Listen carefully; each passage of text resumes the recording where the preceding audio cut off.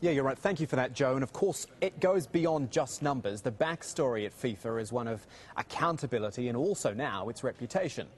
Let's talk more about that with Bernhard Bauhofer, who is the founder and director of reputation management and PR company Sparring Partners. He's in Zurich for us, which was pretty much the centre of the world for the last week while all this was going on. It seems like FIFA wants to keep everything in-house at the moment, when really it's almost run like a corporation. It should be answerable to all sorts of people.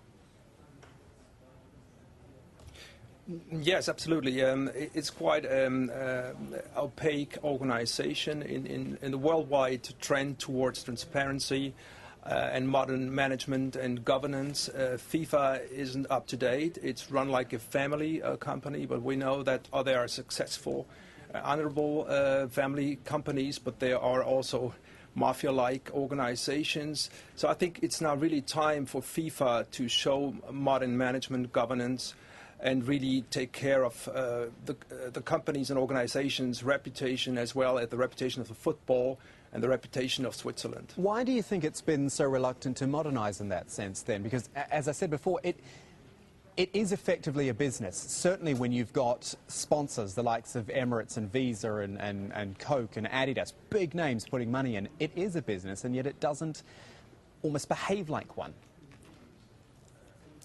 Well, it has been very comfortable in a grey zone between the public sector and the private sector. It has been benefiting from both sides. There hasn't been too much pressure on the status quo and the organizational structure of FIFA, as many people are benefiting from this structure.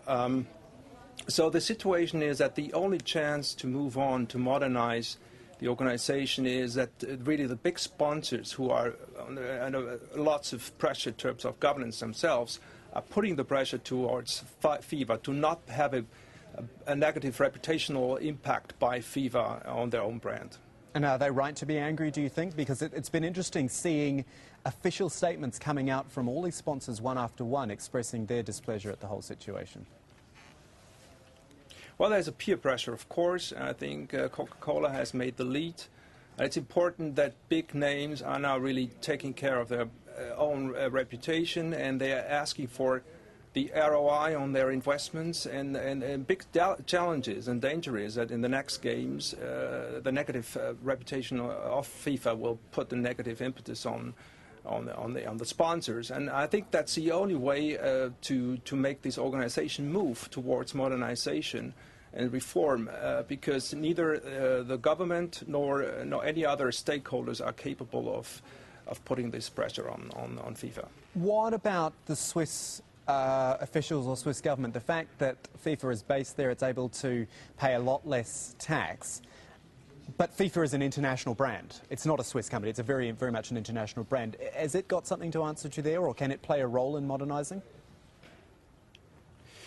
Well, over years, although the government and the state has been very proud of being home to international organizations like the IOC or FIFA, as they were drawing positive attention towards the country. Now we're seeing the negative side of this neutrality, of this secretiveness, of this kind of organization, especially after the financial crisis, where we put big pressure on UBS and the financial institutions. Now it's time for the government to really show responsibility and just change the unfair situation of tax privileges to elitist groups like FIFA is, or even individuals, high net worth individuals from the world. So now we're hearing from this government side, and that they are really discussing this heavily as a consequence of pressures from outside, especially from UK and the global community.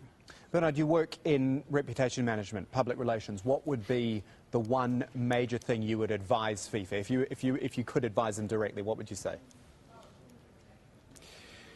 Well, there has to be a transformation of the culture of FIFA. There has to be implemented a clear government. There has to be external control. The Ethical Commission was heavily criticized, and I think it was right so, because there's no control from inside. Then there has to be a really concern about the externalities of the company. We know that FIFA has built large stadiums with tax money in South Africa. Now these are abandoned. Their external costs, they are not reflected in the balance sheet of FIFA. Communication has to improve. A crisis was neglected. There was a heavy crisis, but it was neglected by the president. Corporate social responsibility is a big issue. Corporate citizenship, all these reputational drivers have to be clearly implemented into the management style of FIFA. And by the chance, over time, there has to be transformed. We have to see a transformation of the culture. Bernhard Bauhofer joining us from Zurich, talking FIFA. Thank you for your time. Thank you.